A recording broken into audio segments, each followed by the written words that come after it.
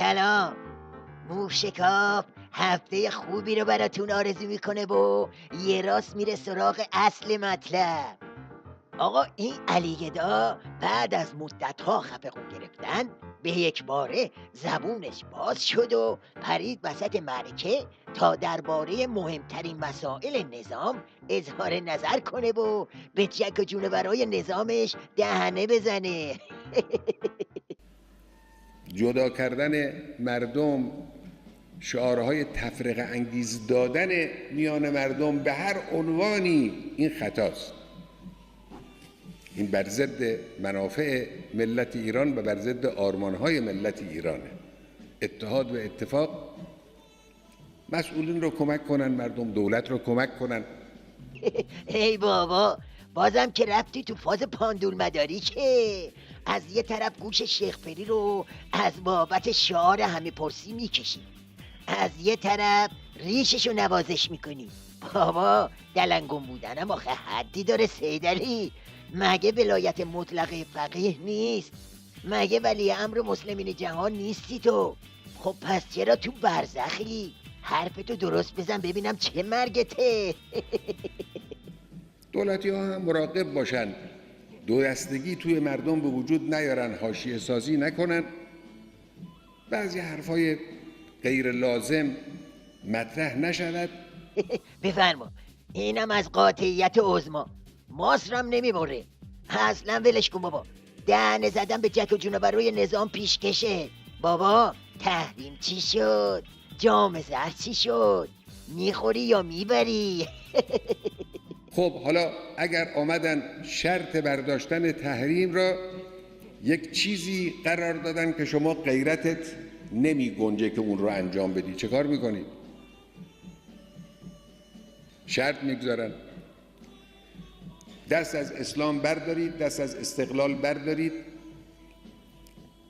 دست از حرکت به سوی علم بردارید، دست از فلان پدیده افتخار آمیز بردارید تا ما تحریم رو برداریم. شما چه کار میکنید؟ قطعا قبول نمیکنید. تو ولی فقیه یا پیچ پیچک؟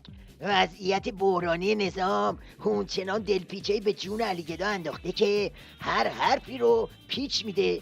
چرا سوال با سوال جواب میدی علیگدا؟ خب اگه قطعا قبول نمی کنی پس چرا این مذاکره رو هی کش میدی؟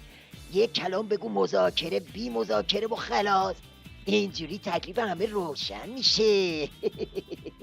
با کمال وقاحت آمریکایی ها دارن میگن اگر در قضیه هسته‌ای ایران کوتاه هم بیاد، تحریم ها یک جا و همه برداشته نخواهد شد. اینو صریح دارن میگن. این نشون دهنده این است که به این دشمن نمیشود اطمینان کرد، به این نمیشه اعتماد کرد. من با مذاکره کردن مخالف نیستم، مذاکره کنن تا هر وقت میخوان مذاکره کنن. من معتقدم باید دل را به نقطه های امیدبخش حقیقی سپرد، نه به نقطه های خیالی. دیدی علیگدا؟ دیدی اهل این صحبت ها نیستی؟ دیدی تا خرخره تو تحریما گیری؟ نقطه حقیقی و نقطه خیالی رو ول کن. نقطه بحرانی خودتو بچسب که راه پس و پیش واسد نگذاشته.